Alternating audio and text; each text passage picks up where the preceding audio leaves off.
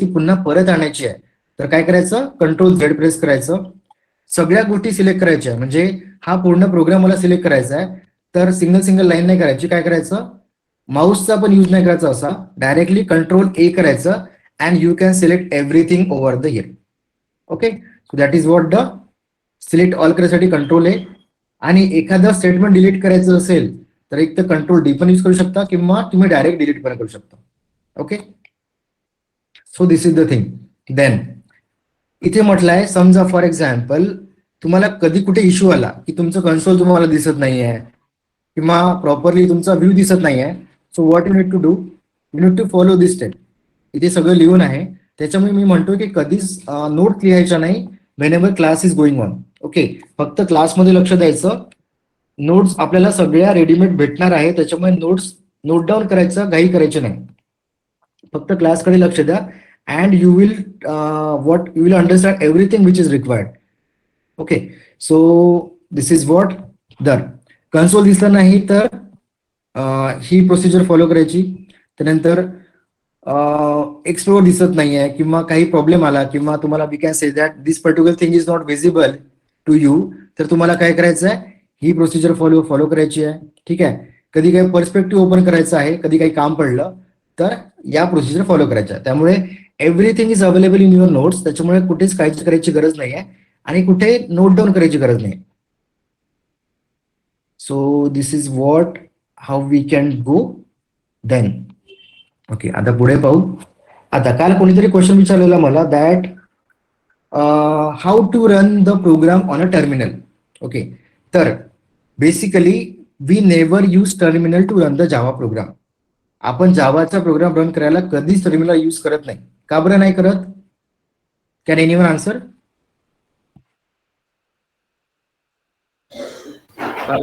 Technology जुनी आहे ना. ओके, एरर माहित पडत नाही सर. बाईट कोड रीड करू शकतो का? बाईट कोड रीड करायची काय गरज?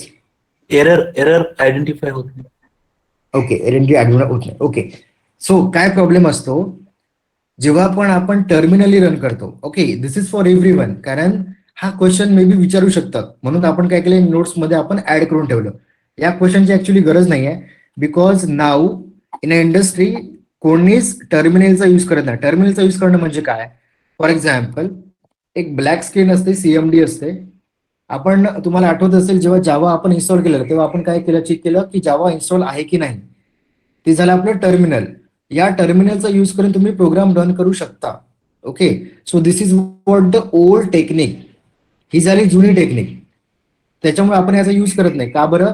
कारण एकतर ही जुनी आहे आणि दुसरी गोष्ट म्हणजे या टेक्निकचा यूज करून तुम्हाला एरर माहीत पडत नाही. का बरं एरर माहीत नाही पडत? कारण तुम्ही काय करता, जो पण कोड आहे तो काय करता, नोटपॅड मध्ये कॉपी करता. आणि नोटपॅड काय असतं, नोटपॅड हे एवढं इंटेलिजंट नाहीये की ती तुम्हाला सांगणार की एरर कुठे आहे. सो आपण काय करतो आताच्या कंडिशनमध्ये किंवा आताच्या युगामध्ये आपण काय करतो, आपण IDE यूज करतो. So for now what we are using the Eclipse IDE. Eclipse मध्ये काय होतं, तुमचं कुठे पण चुकलं ना तर तो काय देतो, तुम्हाला एरर शो करतो. ओके, सो एरर कोणता शो करतो, फॉर एक्झाम्पल आता समजा मी काय केलं, इथे काहीतरी चूक केली, इथे 1 ऍड केलं. सो याने काय दाखवलं, एरर दाखवला की दिस इज द रॉंग. हे रेड मध्ये आलं म्हणजे हे रॉंग आहे.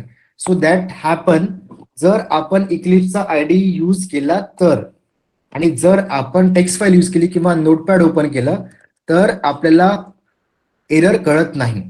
सो दॅट्स वाय आता या कंडिशन मध्ये आपण टर्मिनलचा यूज करत नाही. बट जर तुम्हाला कोणी विचारलं की टर्मिनलचा यूज करताना कोणत्या कमांड किंवा कसं एक्झिक्यूट करायचं, so what you need to tell, let see that.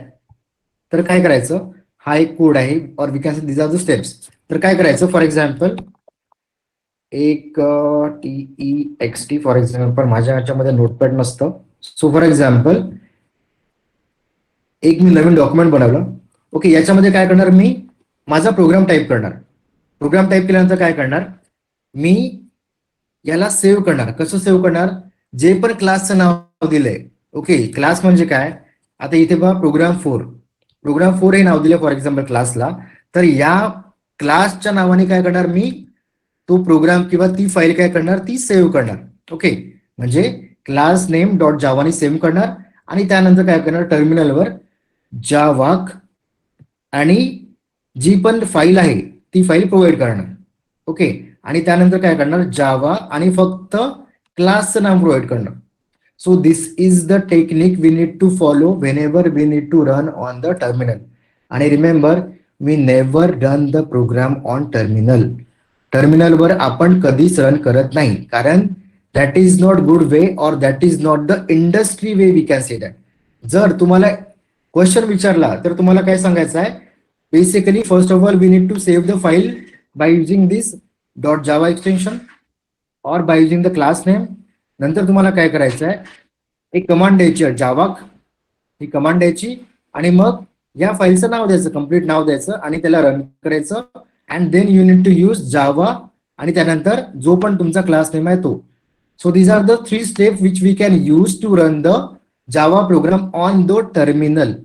टर्मिनलचा यूज करायसाठी. ओके, आता हे कोणी मेमराईज केलं नाही केलं तरी चालतं, इट्स ओके.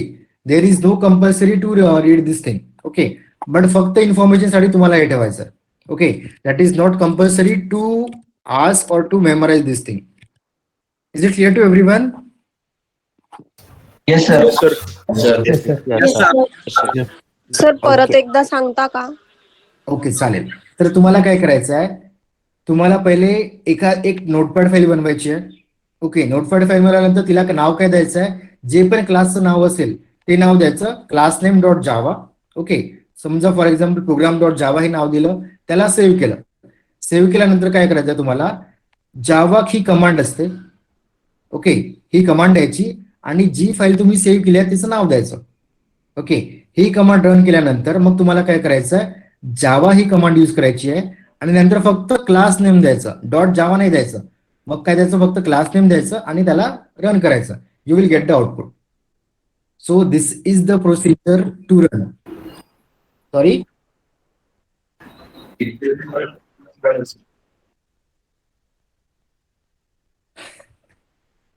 सगळ्या गोष्टी करून दाखवायचं गरजेचं आहे का? कसं आहे माहिती आहे का, मी तुम्हाला तेच सांगतोय, ज्या गोष्टी खरंच नेसेसरी आहे ना त्या आपण बघू. आता ही नेसेसरी नाही आहे, but still we have this notes, कारण मे बी क्वेश्चन विचारला. So these are the steps. तुम्हाला कोणी करून दाखवा असं नाही म्हणणार कोणी, कारण हे कोणी इंडस्ट्रीमध्ये करत नाही, तर तुम्हाला खरंच करून दाखव म्हणणार आहे का? त्याच्यामुळे ज्या गोष्टी आपल्यासाठी नेसेसरी नाही, we will focus on those things only. Okay, so हे झालं. So these are the steps to run the what we can say that Java program on the terminal. तर या मेमराईज करायच्या करू शकता, काही गरज नाही आहे. फक्त काय, जो पण क्लास नेम आहे तो त्यांनी सेव्ह करायचं, नंतर जावा की कमांड यूज करायची आणि नंतर जावा ही कमांड यूज करायची. That the only thing. Okay, that's done. आता आपल्याला शिकायचं आहे व्हॉट इज व्हेरिएबल. सो आता काय होतं, जेव्हा आपण एखादा प्रोग्राम रन करतो किंवा एखादं कॅल्क्युलेशन करतो किंवा वी कॅन सी दॅट एखादा फॉर्म्युला अप्लाय करतो. सो फॉर दॅट आपल्याला काय करावं लागतं, आपण डायरेक्ट पण एखादी गोष्ट करू शकतो. फॉर एक्झाम्पल, समजा आपण एखाद्या प्रोग्राम मध्ये गेलो, दिस वन. तर इथे आपण काय प्रिंट केलेली एक लाईन. आता मला काय करायचं आहे, फॉर एक्झाम्पल सीसो आणि हाय एवढं मी प्रिंट केलं आणि मी रन केलं, तर मला काय भेटलं, इथे मला आउटपुट भेटलं. बट मला काय करायचं आहे, मला ऍडिशन करायचं आहे 2 नंबरचं. ओके, 2 नंबरचं ऍडिशन करायचं. So how can I do that? मी काय लिहिणार, पुन्हा सिसो लिहिणार. ओके, सिसो लिहिल्यानंतर मी काय करू शकतो, 10 + 20. ओके, 10 + 20 केलं, काय दिसतं इथे 30, म्हणजे ऍडिशन झालेलं. ओके, पण हे ऍडिशन मी काय केलं, मी डायरेक्ट केलेलं. Okay, what we can say that मी 2 कॉन्स्टंट व्हॅल्यू काय केल्या, ऍड केल्या, म्हणजे 10, 20 मध्ये मी ऍड केलेले. मला आणखी काय ऍडिशन करायची असेल तर मला काय करावं लागेल, पुन्हा सिम्पल लिहावं लागेल आणि 100 प्लस फॉर एक्झाम्पल आणखी 100 केलं. ओके, आणि मी याला पुन्हा रन केलं. So I will get it 200 directly. तर ही काय झाली, याला म्हणतात कॉन्स्टंट. का बरं constant? Because we can not change this thing. आपण या गोष्टी चेंज करू शकत नाही. येस, काही डाऊट आहे सोनाली? सर, या याच्यामध्ये तुम्ही डबल इन्व्हर्टेड कॉमा का यूज केला नाही? ओके, ते बघू आपण. डायरेक्ट डाऊट नका विचारू. Let see. पहिले माझं पूर्ण एक्सप्लेनेशन बघून घ्या, नंतर डाऊट विचारू आपण. चालेल? Yes sir. ओके. सर ते ऑपरेटर आहे ना प्लस साइन जे आहे, तर ते हा. प्रिंट एलला कसं काय कळालं की मग, कारण की प्रिंट एल जसं सगळं टाईप करतं ना, तर मग ओके, 10 ओके. प्लस मी 20 केलं ना, तर मग ते तसं का नाही टाईप झालं रिझल्ट मध्ये. ओके ओके ओके, ठीक आहे ठीक आहे, बघू. ठीक आहे, आता बघा मी काय करतोय. आता मी काय केलं, 10+20 ची ऍडिशन केली.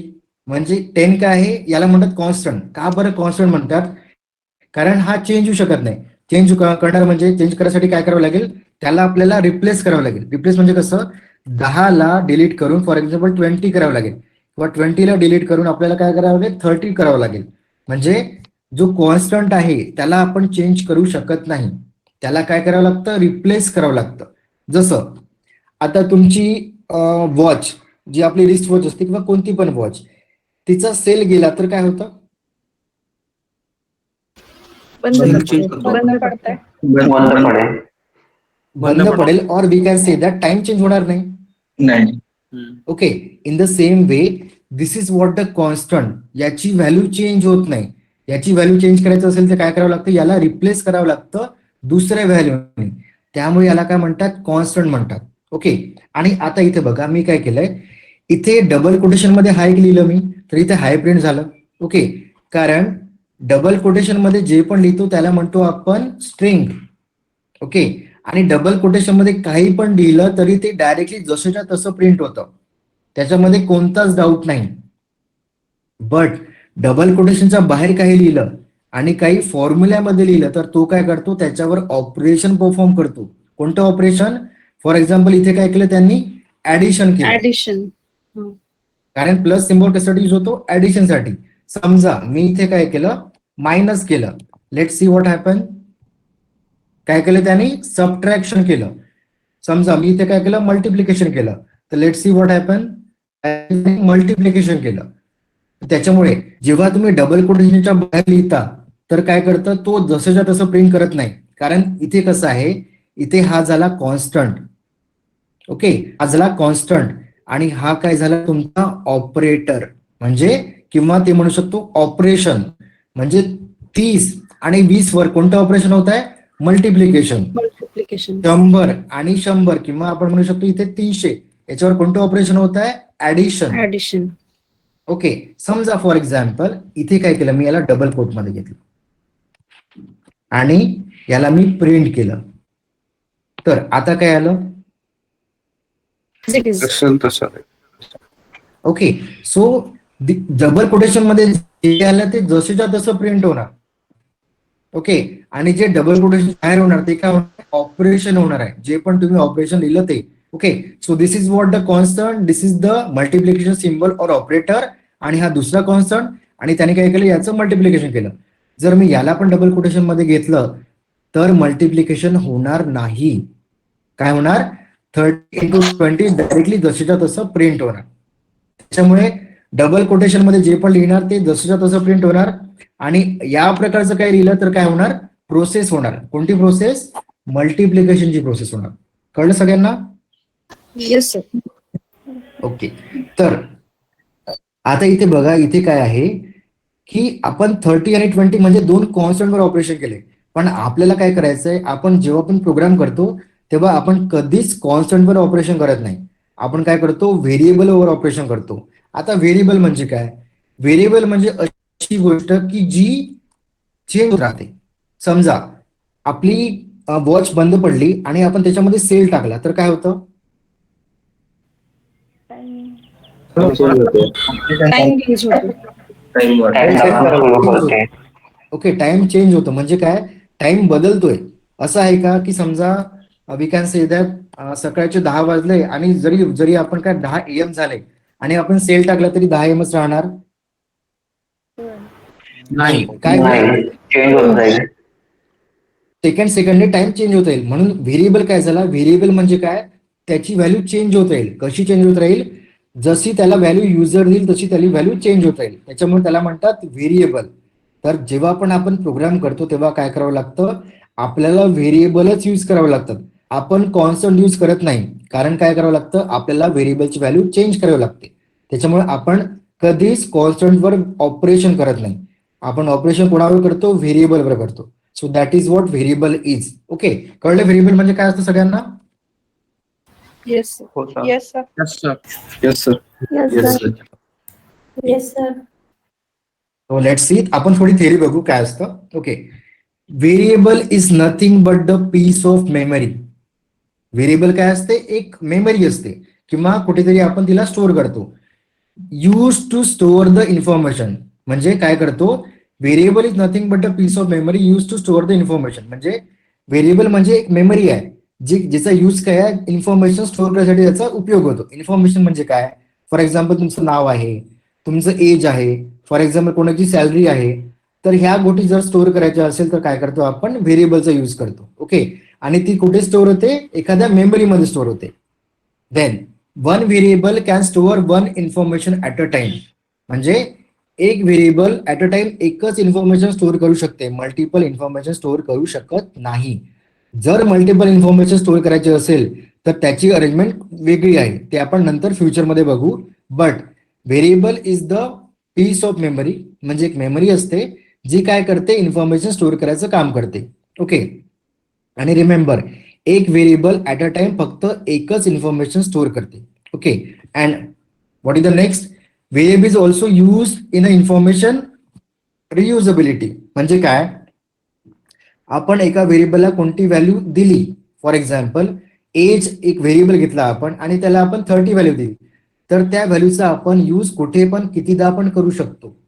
Okay, so that is what the advantage. हा ऍडव्हान्टेज पुढे क्लिअर होईल प्रोग्राममध्ये. Okay, so this is what the variable is. आणि आता मेमरी म्हणजे काय? जसं आता तुम्ही काय करता? कम्प्युटरवर मूवी प्ले करता किंवा कम्प्युटरवर एखादं गाणं प्ले करता. Okay, so that is what ते गाणं कुठेतरी स्टोअर असतं किंवा तो मूवी कुठेतरी स्टोअर असतो. इन द सेम वे जो पण आपला व्हेरिएबल आहे तो कुठेतरी मेमरीवर स्टोअर असतो. ओके, त्याच्यामुळे आपण प्रोग्राममध्ये जे पण करतो ते सगळं कुठे ना कुठे स्टोअर असतं. Okay, in the same way variable is also store somewhere in a memory. त्याच्यामुळे त्याला काय म्हणतात? Variable is nothing but the piece of memory which is use to store the information. Okay, नाव आता व्हेरिएबल म्हटलं तर काय करावं लागतं? व्हेरिएबल मध्ये काहीतरी ऑपरेशन असतं. ओके, आता ऑपरेशन कोणते? फॉर एक्झाम्पल आपण एक प्रोग्राम बघू, सिम्पल एक ऍडिशनचा प्रोग्राम बघू आपण. सो फॉर एक्झाम्पल आपल्याला काय करायचं आहे? Right we can say that Java program to add two numbers. Okay, आपल्याला काय करायचं? आपला हा टास्क आहे. तुम्हाला कोणीतरी सांगितलंय की तुम्हाला जावाचा प्रोग्राम लिहायचा आहे आणि त्याच्यामध्ये काय करायचं? तुम्हाला 2 नंबरची ऍडिशन करायची. ओके, तर तुम्ही काय कराल? You can do the same thing by using like this. जसं 10+20 केलं तर तुम्ही ही गोष्ट करू शकता. There is no doubt you will get it 30. पण आपल्याला हा अप्रोच यूज नाही करायचा. आपल्याला काय करायचंय? आपल्याला व्हेरिएबलचा यूज करायचा आहे. तर आपण काय करू? याला डिलीट करू आणि आता आपण व्हेरिएबल यूज करू. कसं व्हेरिएबल करणार? तर आपल्याला 2 नंबर ऍड करायचे. फॉर एक्झाम्पल तुम्हाला इथे 10 आणि 20चे ऍडिशन करायचं आहे 30. ओके, म्हणजे तुम्हाला 10 एक नंबर घ्यायचा आहे, तुम्हाला एक 20 एक नंबर घ्यायचा आहे आणि तुम्हाला या दोघांची ऍडिशन 30 म्हणजे एका दुसऱ्या व्हेरिएबल मध्ये स्टोअर करायचे आहे. म्हणजे आपल्याला किती व्हेरिएबल लागणार इथे? 3 व्हेरिएबल्स. का बरं? कारण आपल्याला एका व्हेरिएबल मध्ये दुसरा व्हेरिएबल ऍड करायचा आहे आणि ती ऍडिशन तिसऱ्या व्हेरिएबल मध्ये स्टोअर करायची. त्याच्यामुळे आपल्याला काय इथे 3 व्हेरिएबल लागणार. ओके, तर इथे आपण फॉर एक्झाम्पल एक घेऊ इंटिजर काय आपल्याला माहित नाही आहे, बट फॉर नाऊ एक num1 म्हणून एक व्हेरिएबल घेतला मी. ओके, देन हा झाला नंबर 1. एक नंबर 2 म्हणून एक व्हेरिएबल घेतला, हा झाला दुसरा व्हेरिएबल. आणि एक काय घेतला? ऍडिशन म्हणून एक तिसरा व्हेरिएबल घेतला. ओके, हे 3 व्हेरिएबल घेतले. म्हणजे 10 कुठे स्टोअर करायचे? num1 मध्ये. 20 कुठे स्टोअर करायचे? num2 मध्ये. 30 कुठे स्टोअर करायचे? ऍडिशन मध्ये. Okay, so this is what the variable. आपण 3 व्हेरिएबल घेतलेले. नाव आता काय करायचं? आपल्याला याच्यामध्ये व्हॅल्यू स्टोअर करायची आहे. सो num1 मध्ये काय करणार? आपण 10 स्टोअर करणार. तर ते कसं करायचं? व्हेरिएबलचं नाव घ्यायचं. फॉर एक्झाम्पल पहिला व्हेरिएबल घेतला आपण num1. ओके, इक्वल टू द्यायचं आणि आपल्याला 10 स्टोअर करायचं म्हणून 10 टाकले आपण त्याच्यामध्ये. तर हा इक्वल टू काय करतं, याला म्हणतात assignment operator. Equal to is said to be assignment, OPERETUR, assignment operator. Equal to ला म्हणतो आपण असाइनमेंट ऑपरेटर. ओके, देन याला म्हणतो आपण व्हेरिएबल डिक्लेरेशन. ओके, डिक्लेरेशन का बरं? कारण इथे आपण डिक्लेअर केलंय की आपण जावाला सांगतोय की नंबर 1, नंबर 2 आणि ऍडिशन हे 3 व्हेरिएबल मी यूज करणार आहे प्रोग्राममध्ये. कारण कसं असतं, जेव्हा पण आपण एखादी गोष्ट जावामध्ये लिहितो तर पहिले आपल्याला जावाला सांगावं लागतं की जावा मी हे 3 गोष्टी यूज करणार आहे, त्याच्यामुळे या 3 गोष्टी डिक्लेअर कराव्या लागतात आधी यूज करायच्या. म्हणून मी काय केलं, आधी या 3 गोष्टी डिक्लेअर केल्या. त्यानंतर डिक्लेअर केल्यानंतर काय करावं लागतं, आपल्याला त्या व्हेरिएबल मध्ये एखादी व्हॅल्यू द्यावी लागते. ओके, सो नम 1 मध्ये काय दिलं मी, 10 दिलं. नम 2 मध्ये काय देणार, सेम 20 देणार. नम ऍडिशन मध्ये कोणती व्हॅल्यू देणार, ऍडिशन मध्ये Num 1 plus num 2. Num 1 plus num 2. Num 1 plus num 2. Num 1 plus num 2. Okay, आपण ऍडिशन मध्ये 30 नाही देणार. ओके, आपण ऍडिशन मध्ये काय देणार, फॉर्म्युला लिहिणार. ओके, ऍडिशनचा फॉर्म्युला. सो फॉर्म्युला कसं राहणार आपल्याला, num 1 plus num 2. This is our formula. म्हणजे काय झालं, आपण नंबर 1 मध्ये 10 स्टोअर केलं, नंबर 2 मध्ये 20 स्टोअर केलं आणि ऍडिशन मध्ये काय केलं, ऍडिशन स्टोअर केली. तर इथे काय करतं, हा जो इक्वल टू आहे ना, याला म्हणतात असाइनमेंट ऑपरेटर. हा ऑपरेटर काय करतो, जी 10 ही कॉन्स्टंट आहे, जी 10 कॉन्स्टंट व्हॅल्यू आहे ती नंबर 1 मध्ये स्टोअर करतो. नंतर 20 ही जी व्हॅल्यू आहे ती नंबर 2 मध्ये स्टोअर करतो. आणि या दोघांचं ऍडिशन जे आहे ते ऍडिशन या दोघांचं जे समीशन आहे ते ऍडिशन या व्हेरिएबल मध्ये स्टोअर करतो. कोण, हा असाइनमेंट ऑपरेटर. ओके, तर म्हणून याला काय म्हणतात, दिस इज वॉट डिक्लेरेशन. ओके, आणि याला म्हणतात इनिशियलायझेशन. का बरं इनिशियलायझेशन, कारण आपण काय केलंय, नम 1 नम 2 यांना काय केलंय, इनिशियलाइज केलंय किंवा त्यांना एक व्हॅल्यू पास केलेली आहे. Okay, and then we can say that ऍडिशनला आपण काय केलं, पास केलं आपण एक फॉर्म्युला पास केला. कोणता, ऍडिशनचा फॉर्म्युला. कोणाची ऍडिशन केली, नंबर 1 आणि नंबर 2 ची. आता एवढं झालं. आता आपल्याला काय करायचं आहे, जे पण आपण ऑपरेशन करतो त्याला आपल्याला प्रिंट पण करावं लागतं. तर म्हणून आपण काय करणार, आपण प्रिंट करणार. बट बेसिकली आपल्याला बघायचं आहे की नंबर 1 ला 10 आलं की नाही, नंबर 2 ला 20 आलं की नाही आणि ऍडिशन प्रॉपरली झाले की नाही. तर आपण काय करणार, इथे सिसो लिहिणार. ओके, आणि इथे घेणार नम 1 म्हणजे नंबर 1 मध्ये काय प्रिंट झालंय. त्यानंतर तुम्ही असं पण लिहू शकता, सिस्टीम डॉट नंतर आउट आलं, नंतर डॉट प्रिंट ln आलं. ओके, आणि नम 2 पण आपण यूज करायची सवय लावायची म्हणून असं लिहित बसायचं नाही. देन नंतर काय प्रिंट करायचं आपल्याला, ऍडिशन काय झालं. सो ऍडिशन इथे लिहिलं आणि याला सेव्ह केलं. जर आता मी याला रन करणार, for example if I run this program, so what I get 10, 20 आणि 30. ओके, तर काय भेटलं, नंबर 1 ची व्हॅल्यू काय 10, नंबर 2 ची व्हॅल्यू काय 20 आणि ऍडिशन काय झालं 30. So this is what the variable. आता मला फॉर एक्झाम्पल मला सबट्रॅक्शन करायचं किंवा मला मल्टिप्लिकेशन करायचं, तर मी काय करेल, मी इथे एक आणखी व्हेरिएबल घेणार. इथे कुठे, इथेच व्हेरिएबल घेणार MUL. ओके, व्हेरिएबल घेतला आणि त्यानंतर मी काय करणार, इथे MUL लिहिणार आणि मल्टिप्लिकेशनचा फॉर्म्युला लिहिणार. फॉर्म्युला कोणता, नम 1 आपल्याकडे ऑलरेडी आहे इंटू नम 2. ओके, फॉर्म्युला लिहिला मी. आता मला काय करायचं आहे, हे मल्टिप्लिकेशन झालेलं प्रिंट करायचं. मी काय लिहिणार, मग सिसो लिहिणार. ओके, आणि मल आणि याला प्रिंट करणार. सो व्हॉट आय गेट, मला भेटलं या दोघांचं मल्टिप्लिकेशन. ओके, आता याच्यात व्हेरिएबलचा ऍडव्हान्टेज काय असतो, आपल्याला इथे पुन्हा पुन्हा व्हॅल्यू द्यायची गरज पडत नाही. जी पण व्हॅल्यू असेल ती इथे डायरेक्टली रिफ्लेक्ट होते. ओके, म्हणजे एकदा तुम्ही एखादी व्हॅल्यू नंबर 1 मध्ये किंवा एखाद्या व्हेरिएबल मध्ये डिक्लेअर केली तर तुम्हाला काय करावं लागतं, फ्युचरमध्ये तो फक्त व्हेरिएबल यूज करावं लागतं. तुम्हाला ती व्हॅल्यू पुन्हा पुन्हा द्यावी लागत नाही. आता हे ठीक आहे की 10 व्हॅल्यू आहे, पण इथे खूप मोठी व्हॅल्यू असेल तर हा जो व्हेरिएबलचा यूज आहे हा खूप कमी पडतो. ओके, त्याच्यामुळे आपण व्हेरिएबल यूज करायला पाहिजे. इथे कळलं व्हेरिएबल म्हणजे काय सगळ्यांना? Yes, sir. Sir Yes, sir. Yes sir. Okay, तर इथे बघा याला काय म्हणतात? Declaration, variable declaration. याला काय म्हणतात? इनिशियलायझेशन. आणि याला काय म्हणतात? युसेज. और इव्हन आपण याला पण युसेजेस म्हणू शकतो. याला म्हणतात युसेज. ओके, कारण इथे आपण काय केलं? इनिशियलाइज केलं. म्हणजे नंबर 1 ला 10 दिलं, नंबर 2 ला 20 दिलं, आणि यूज काय केला त्याचा? या दोघांची ऍडिशन इथे केली आणि इथे बाकी प्रिंट केलं. So this is what 3 important step. कोणत्या? डिक्लेरेशन, इनिशियलायझेशन आणि युसेज. ओके, सो हे झालं. आपण आता थोडी थेरी बघू.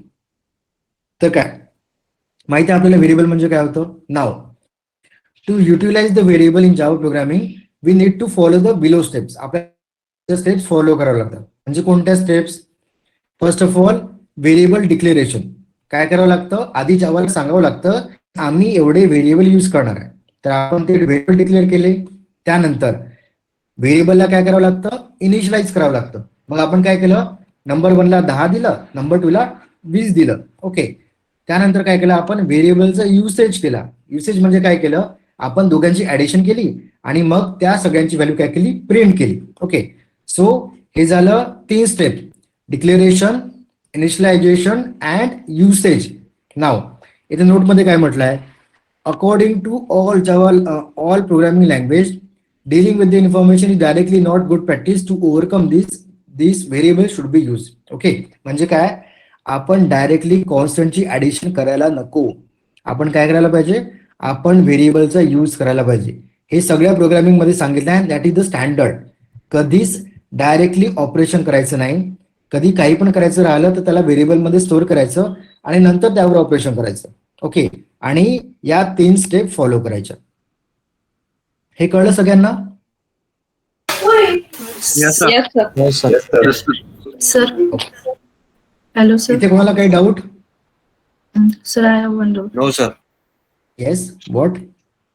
Sir, तुम्ही जे आउट मध्ये प्रिंटलाइन मध्ये नियम 1 आणि नंबर जे हे केलं, पास केलं, ते पास करणं गरजेचं आहे का? नाही, हे पास करणं गरजेचं नाही आहे. फक्त मी एक्झाम्पल Direct- दाखवू. समजा तुम्हाला नंबर 1 ची व्हॅल्यू कोणती आहे ती बघायची आहे, नंबर 2 ची व्हॅल्यू कोणती आहे ती बघायची आहे, किंवा प्रिंट करायची आहे, तर त्यावेळेस तुम्ही या गोष्टी करू शकता.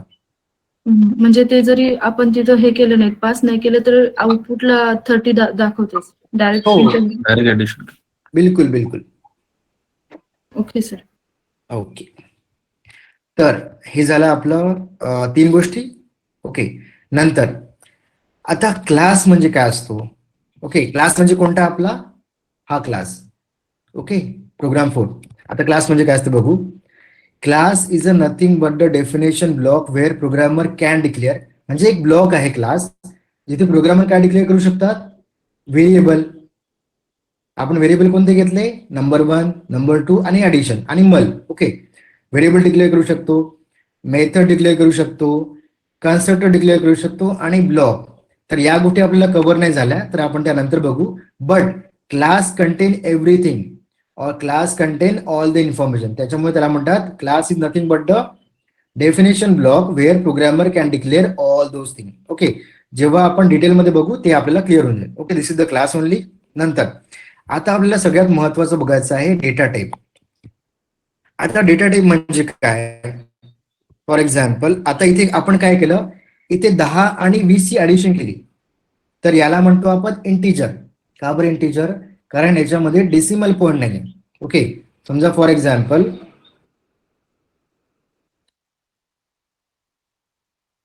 इथे 10, then 20, then 30. These are the 3 constant which are of type integer. Okay, आणि जर तुम्हाला काय पाहिजे असेल? डेसिमल पाहिजे असेल किंवा डॉट मध्ये काही व्हॅल्यू पाहिजे असेल, 10.20 or we can say that 100.11. Okay, so this is the different kind of thing. Okay, याच्यामध्ये काय डेसिमल पॉईंट आहे, याच्यामध्ये डेसिमल पॉईंट नाही. सो त्याच्यामुळे ही वेगळी गोष्ट झाली, ही वेगळी गोष्ट झाली. आणखी वेगळी गोष्ट कोणती? फॉर एक्झाम्पल मला नाव लिहायचं आहे. फॉर एक्झाम्पल व्हेलॉसिटी हे नाव लिहायचं आहे. So this is also a different thing.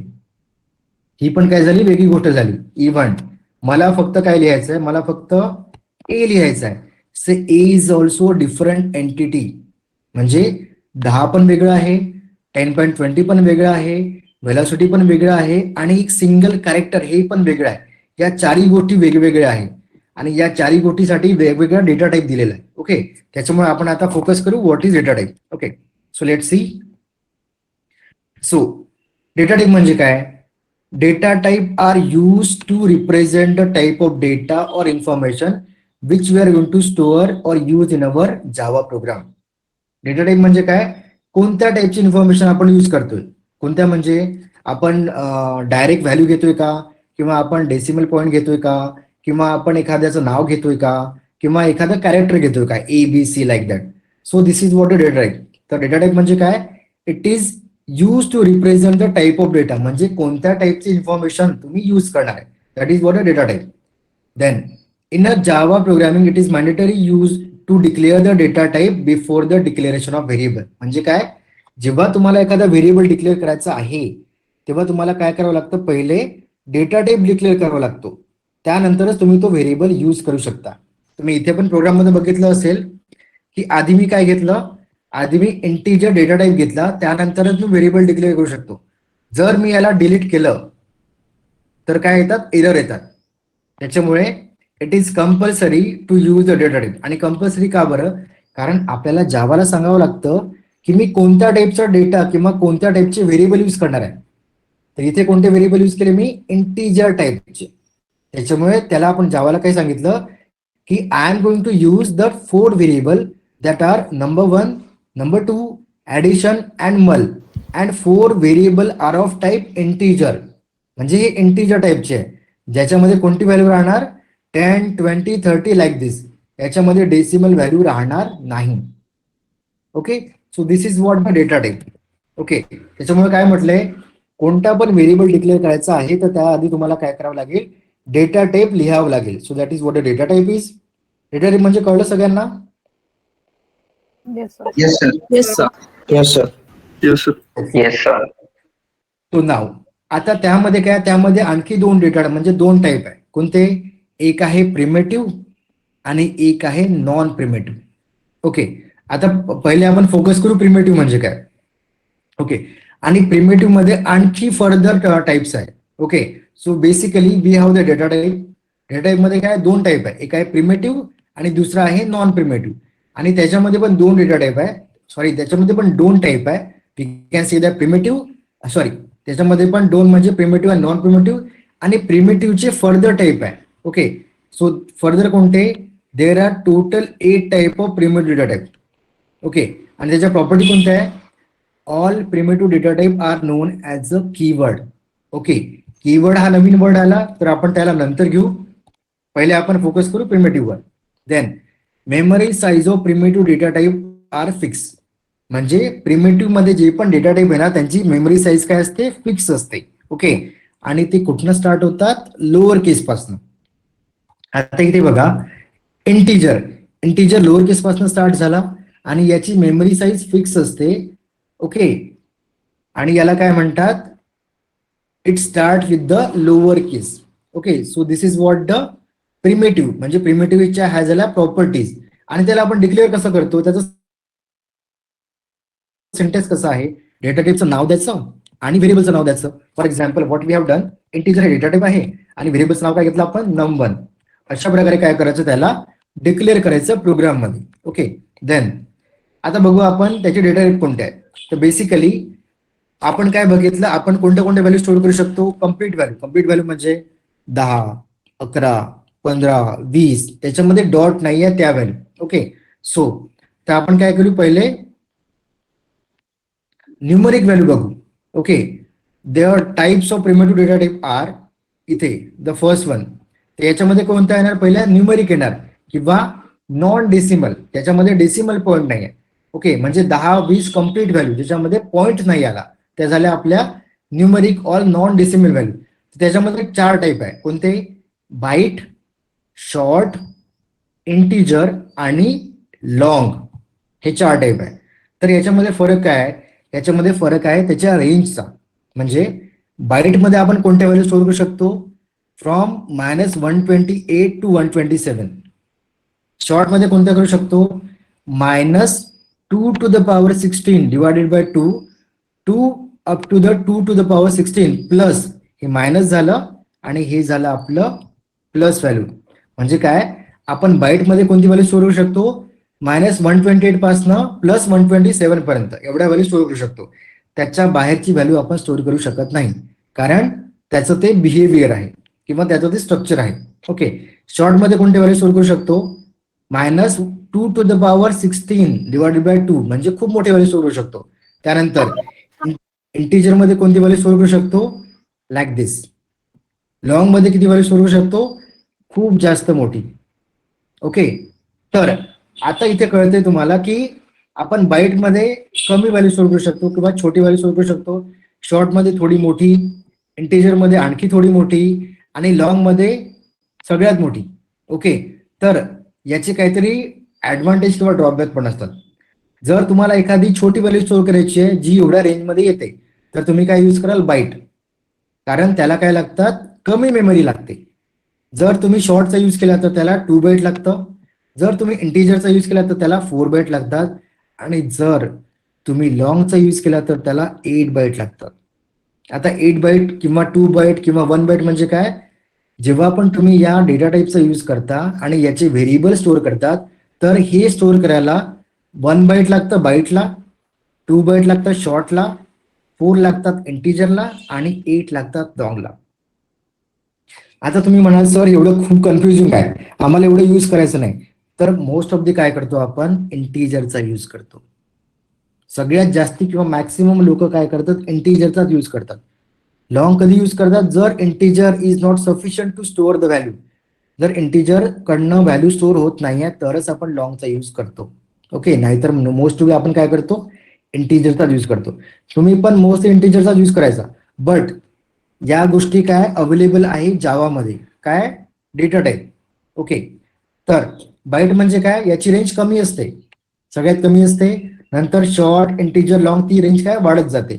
But त्याची साईज पण वाढत जाते. याला 1 बाईट लागतात, याला 2 बाईट लागतात, याला 4 आणि याला 8. ओके. तर ही काय म्हणजे एक बाईटचा व्हेरिएबल स्टोअर करायसाठी 1 बाईट लागतात. 2 स्टोअर करायचे असेल तर 2 बाईट लागणार. 4 करायचे असेल तर 4. Same for the short, int and long. Okay. आणि याची डिफॉल्ट व्हॅल्यू कशी असते? 0. आता डिफॉल्ट व्हॅल्यू म्हणजे काय? समजा आपण बाईटला कोणती व्हॅल्यू दिलीच नाही. ओके. किंवा आपण शॉर्टला कोणती व्हॅल्यू दिलीच नाही किंवा आपण इंटिजरला कोणती व्हॅल्यू दिली नाही, तर त्याची डिफॉल्ट व्हॅल्यू काय असते?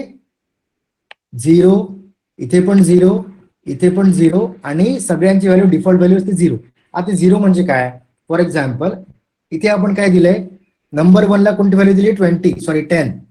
नंबर 2 ला कोणती झाली? 20. जर मग मी यांना व्हॅल्यू दिली नसती तर याची व्हॅल्यू काय असती?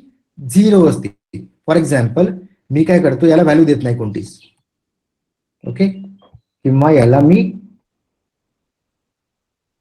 डिलीट करतो फॉर एक्झाम्पल, किंवा याला बेसिकली कमेंट करतो, म्हणजे हा प्रोग्राम किंवा ही व्हॅल्यू येणार नाही. ओके. तर काय होईल? इथे मला याला इनिशियलाइज करावं लागेल 0 नी, और वी कॅन से दॅट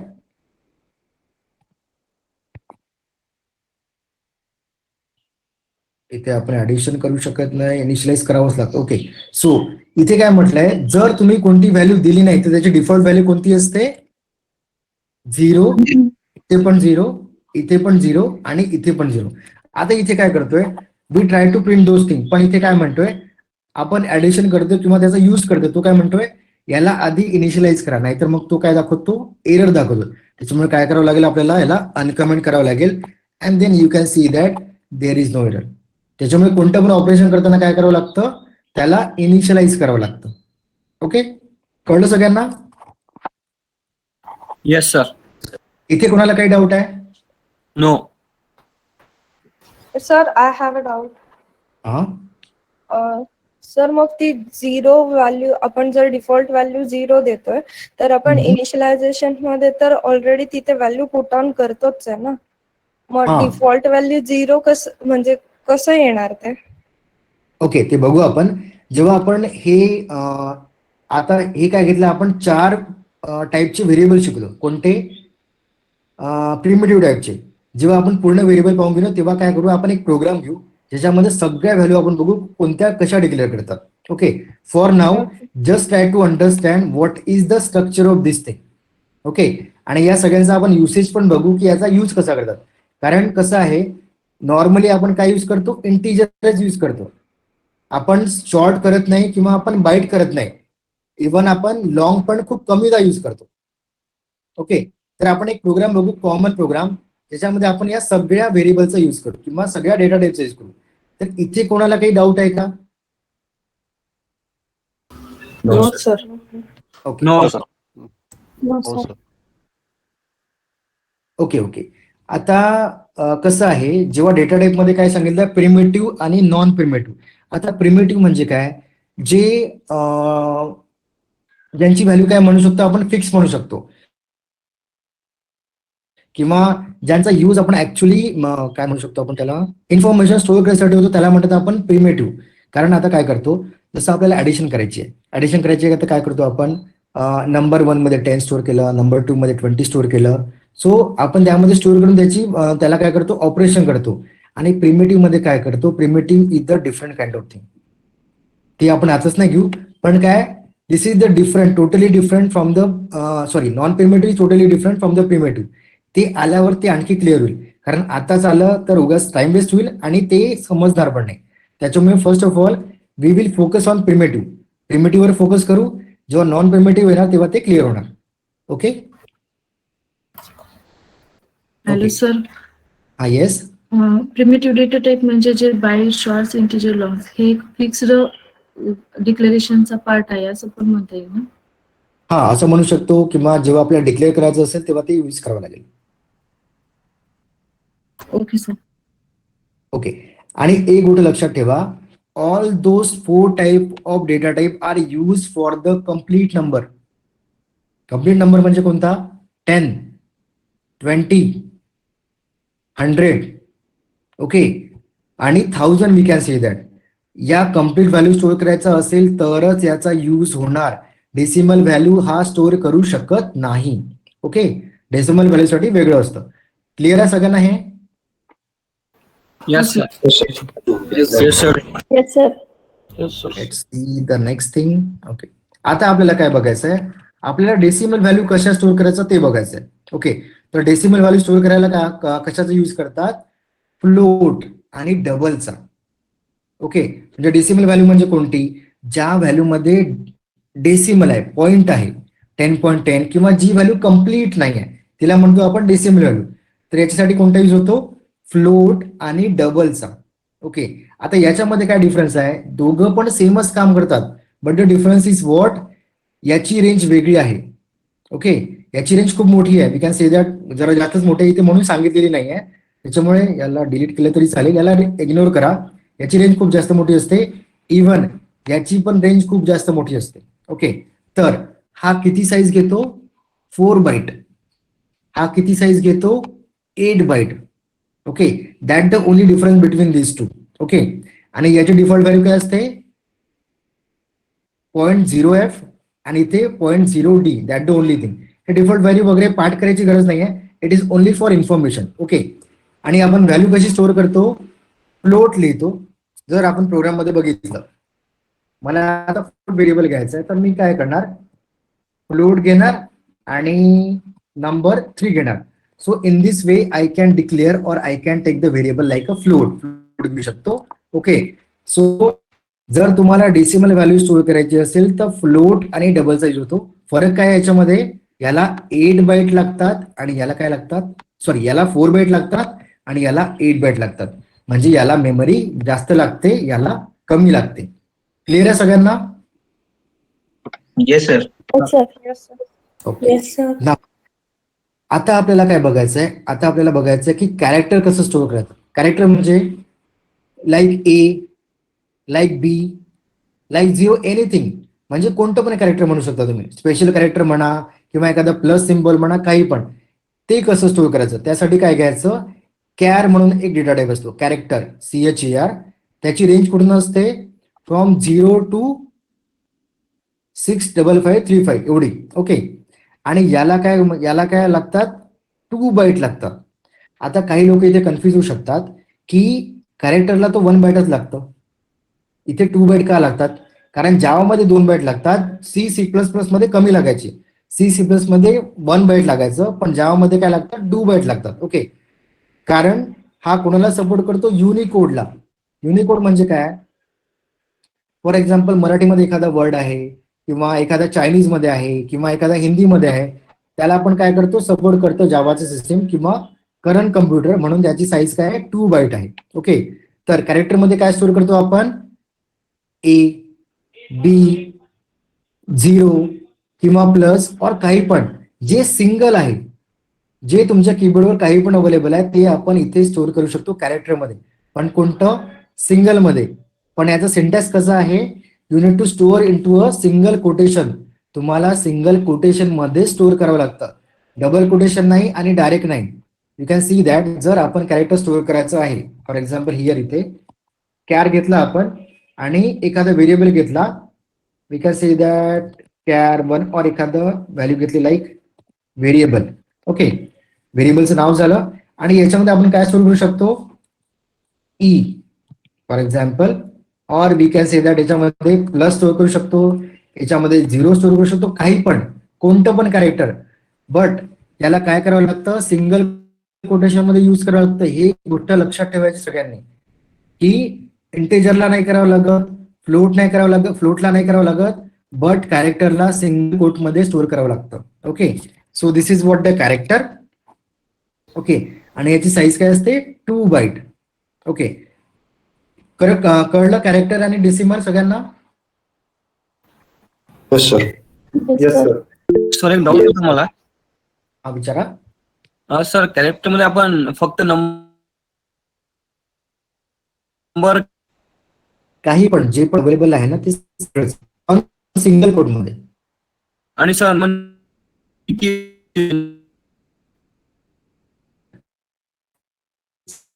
शकणार ना?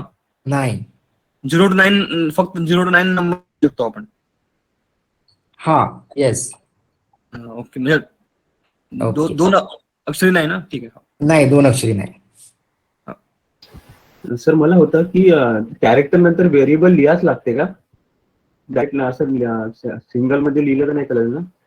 नाही, कॅरेक्टर म्हणजे नंतर व्हेरिएबल नाही लिहिलंय आपण, हे व्हेरिएबलचं नाव आहे. फॉर एक्झाम्पल ABC, हे काय व्हेरिएबलचं नाव झालं. बरं ठीक आहे. आणखी काही doubt? No sir. Okay. No sir. No sir. Okay. हे झाले आपले झाले आणि हे झाले 3. आणि एक लास्ट आहे बुलियन. आता बुलियन म्हणजे काय? बुलियन म्हणजे काय करतो? तो स्टोअर करतो 2 टाईपचे व्हॅल्यू, ट्रू आणि फॉल्स. ओके. याचा पण यूज असतो कारण जेव्हा आपण ऑटोमेशन करू त्यावेळेस आपल्याला काही बुलियन व्हॅल्यू पण भेटतात. त्याच्यामुळे हा पण एक इम्पॉर्टंट बिकॉजचा डेटा टाईप आहे. पण याच्यामध्ये काय असतं? याच्यामध्ये 2च व्हॅल्यू असतात, ट्रू आणि फॉल्स. त्याच्या व्यतिरिक्त याच्यामध्ये कोणतीच व्हॅल्यू नसते. ओके. तर इथे काय म्हटलं? व्हॅल्यू कॅन बी ट्रू और फॉल्स, म्हणजे याची रेंज काय झाली? ट्रू आणि false, nothing else. Okay. Then याला काही असं स्पेसिफिक साईज नाही आहे, it depend upon the JVM. Then याचे डिफॉल्ट व्हॅल्यू काय असते? फॉल्स असते. जशी याची 0 असते, याची काहीतरी 0.f असते, तशीच बुलियनची व्हॅल्यू काय असते? फॉल्स. ओके. आणि याच्यामध्ये 2च व्हॅल्यू असतात, ट्रू किंवा फॉल्स. आणि याला कसं स्टोअर करायचं किंवा यूज कसं करायचं? बुलियन द्यायचं, व्हेरिएबलचं नाव द्यायचं आणि जी पण व्हॅल्यू स्टोअर करायची तशी द्यायची. सो याचा पण एक स्पेसिफिक यूज आहे. याचा यूज कमी आहे, आपण स्वतः करत नाही, पण आपल्याला या व्हॅल्यू रिटर्न मिळतात आपल्याला. Okay. So that is what the boolean. हे झाले तुमचे 8 primitive data type. Is it clear to everyone? Yes. Yes, sir. Yes, sir. Okay. तर आपण काय बघितलं आतापर्यंत? आपण फक्त थेअरी बघितलेली. ओके. तर तुम्हाला काय करायचं आहे? हे रीड करा properly, try to understand all those thing. आणि उद्या काय बघणार आपण? या सगळ्या 8 टाईपचा एक प्रोग्राम बघणार, त्याच्यामध्ये आपण सगळे डेटा टाईप यूज करणार आणि त्यांच्या व्हॅल्यू कशा असतात त्या आपण गेट करायचा प्रयत्न करणार. Okay. Sir what you need to do? You need to just read all those thing. जे पण आज आपण घेतलोय तर तुम्हाला काय करायचं आहे, हा प्रोग्राम करायचा आहे. कोणता? जो आपण घेतलेला डिक्लेरेशन, इनिशियलायझेशन आणि युसेजचा हा प्रोग्राम करायचा आहे. And you need to read all those theoretical part. Okay, again part कोणतीच गोष्ट करायची नाही. Okay, just try to understand. जेव्हा या गोष्टी तुम्ही यूज कराल, सो दॅट विल